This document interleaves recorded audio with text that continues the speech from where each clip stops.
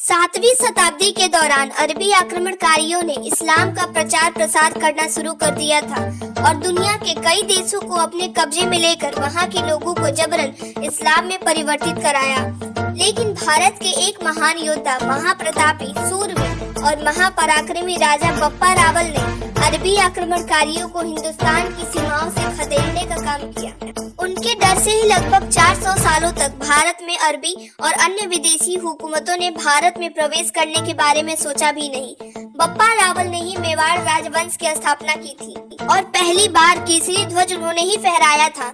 उनके बारे में आज भारतीय इतिहासकार किताबों में बहुत कम उल्लेख मिलता है और यहाँ तक कि आज की पीढ़ी बप्पा रावल का नाम भूल ही गई है।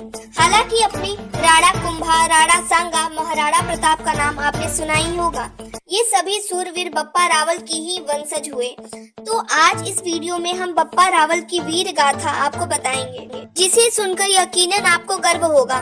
सन 712 ईस्वी के दौरान मोहम्मद कासिम ने सिंधु को जीत लिया था और इसके बाद उन्होंने कई राज्यों पर धावे बोलने शुरू कर दिए। चावड़ों, मौर्य, सिंधवों और कच्छेलों को अरबों ने हरा दिया और उनकी सेना मारवाड़, मालवा, मेवाड़ और गुजरात के भूभागों पर छा गई। इससे पहले भारत में अरबी लोगों ने कई बार कब्जा करने की कोशिश की, लेकिन राजपूतों के आगे उनकी एक ना चली। हर बार अरबी सेनाओं को हार का सामना करना पड़ा, लेकिन राजा दाहिर को हराने के पश्चात मोहम्मद कासिम ने सिंधर और मुल्तान के कहने पर किलों पर कब्जा कर लिया था। कई राजाओं ने कासिम को रोकने की कोशिश की, लेकिन कासिम की सेना के आगे भारतीय राजाओं की सेना काफी छोटी नजर आने लगी। लेकिन तभी बप्पा रावल, जो कि मेवाड़ के राजा थे, मैदान में उतर जाते हैं। मोहम्मद कासिम की सेना को खदेड़कर सिंध को जीत लेते हैं। राजस्थान के पश्चिमी छोर और मालवा में गुर्जर प्रतिहार सम्राट नागभट्ट प्रथम ने मोर्चा संभाला, लेकिन आखिर बप्पा रावल एक ऐसे ताकतवर अरबी शासक को हराया। मोहम्मद कासिम के अलावा और भी कई इस्लामिक शासकों को बप्पा रावल ने धूल चटाई। बप्पा रावल का नाम सुनकर इस्लामिक शासक थर-थर कांपने लगते थे। कई इस्लामिक राजाओं ने तो अपनी बेटी का विवाह भी बप्पा रावल से कर दिया था। बप्पा रावल का जन्म गुहिल वंश में हुआ। गुहिल वंश की स्थापना 566 ईस्वी में गुहिलादित्य के द्वारा की गई थी। गुहिल वंश की ही गहलोत राजपूत वंश भी कहा जाता था। ये लोग खुद को भगवान राम के पुत्र कूच के वंशज मानते थे और इसी वंश को बाद में सिंसोदिया नाम से जाना गया। बप्पा रावल का जन्म कब हुआ था, इस बारे में इतिहासकारों की अलग अलग राय है, लेकिन माना जाता है 713 ईस्वी में उनका जन्म हुआ था। तो वही कुछ का कहना है कि विक्रम संवत 713 में उनका जन्म हुआ था। ईस्वी और विक्रम संवत में लगभग 57 सालों का फर्क आ जाता है। जन्म के समय उनका नाम राजकुमार काल भोज रखा गया था। आगे चलकर उन्होंने अपना राजवंश छोड़ मेवाड़ राजवंश की स्थापना की। बप्पा रावल अब 3 वर्ष के थे, तभी उनके पिता की हत्या कर दी गई थी। उनके पिता का नाम नगादित्य था और माता का नाम कमलावती। हालांकि कुछ लोग उनकी पिता महेंद्र द्वितीय को भी मानते हैं। पिता की हत्या के बाद बप्पा रावल की मां उन्हें सुरक्षित स्थान पर ले गई और खुद सती हो गई। बप्पा रावल का जन्म जीवन एक ब्राह्मण भील परिवार के साथ हुआ था।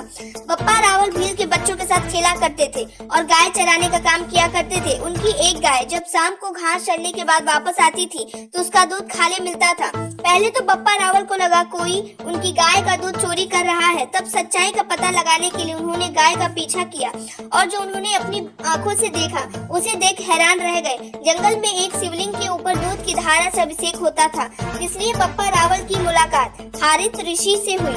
कहा जाता है कि हारित ऋषि के आशीर्वाद से ही बप्पा रावल को इतनी शक्तियां मिली कि उन्होंने मेवाड़ राजवंश की स्थापना की और अरबों को भारत से निकाल फेंका।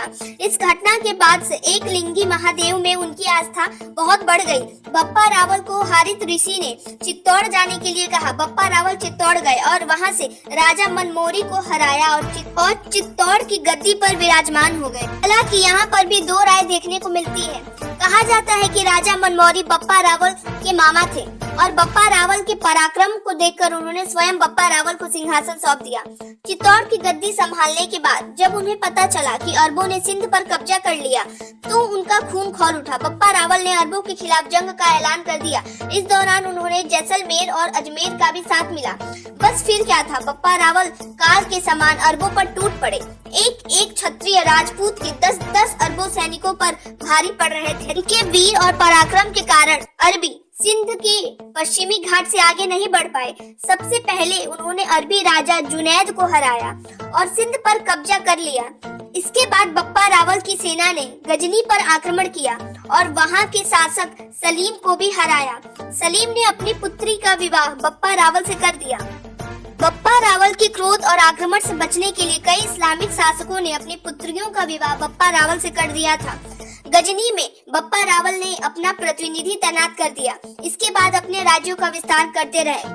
गांधार, बलूचिस्तान, खुरासान, तुरान और इराक को अपने कब्जे में ले लिया। इन सभी जगहों से अरबी शासकों को वापस लौटना पड़ा। अफगानिस्तान में जाकर भी उन्होंने इस्लामिक शासकों को पराजित किया। बप्पा रावल की वीरता के कारण लगभग 400 सालों तक भारत इस्लामिक शासकों से मुक्त रहा।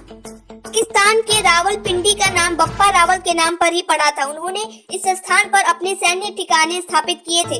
8वीं शताब्दी में ही उन्होंने मेवाड़ राजवंश की स्थापना की थी, जो विश्व में सबसे लंबे चलने वाले राजवंशों में है। सन 1947 तक राजवंश चला था और इसके बाद भारत में इसका विलय हो गया। आज भी सिंसोदिया राजवंश की मेवाड़ में एक अलग पहचान है। राणा कुंभा, राणा सांगा, राणा उदय सिंह और महाराणा प्रताप भी इसी राजवंश से ताल्लुक रखते हैं, जिन्होंने पूरे विश्व में राजपूतों का परचम लहराया।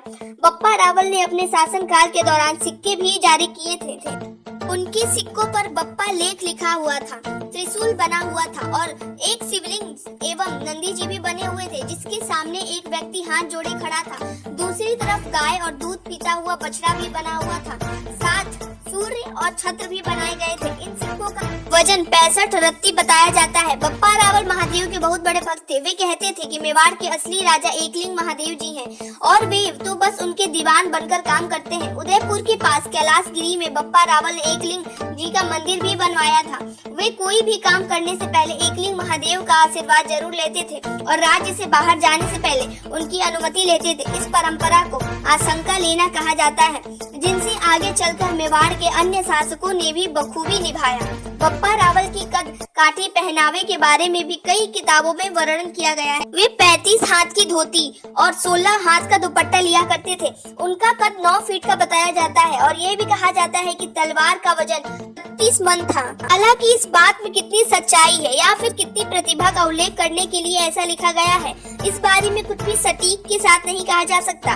वे जब भी मैदान में उतरते थे, एकलिंग जी की जय बोलने के साथ ही उतरते थे। उनके पास 72,000 सैनिकों की विशाल सेना थी। उनकी 100 रानियां थी, जिनमें से 35 इस्लामिक राजाओं की पुत्रियां थी। उन्होंने 18 अंतर्राष्ट्रीय विवाह किए थे। बप्पा रावल के निधन के बारे में भी अलग अलग बातें बताई गई हैं। कुछ का कहना है सन 753 में उनकी मौत हुई, तो वही कुछ सन 810 ईस्वी में कहते हैं। लेकिन गौर किया जाए तो दोनों ही बातें ठीक हैं। शायद उनकी मौत 753 ईस्वी में ही हुई होगी, जो विक्रम संवत के अनुसार 810 बनता है। मरने से पहले उन्होंने संन्यास धारण कर लिया था और महादेव की भक्ति में लीन हो गए थे। बप्पा रावल ने अपने पुत्रों में से राजकुमार सुमेर सिंह को अपना उत्तराधिकारी माना था। राजा काल भोज का नाम बप्पा रावल कैसे पड़ा, ये भी काफी मजेदार है। असल में बप्पा नाम की उन्होंने उपाधि दी गई थी। ये उपाधि उन्हें हरित ऋषि ने ही दी थी और रावल नाम उन्हें भीलों ने दी थी। इस तरह उनका नाम इतिहास के पन्नों में बप्पा रावल पड़ा था। जय हिंद।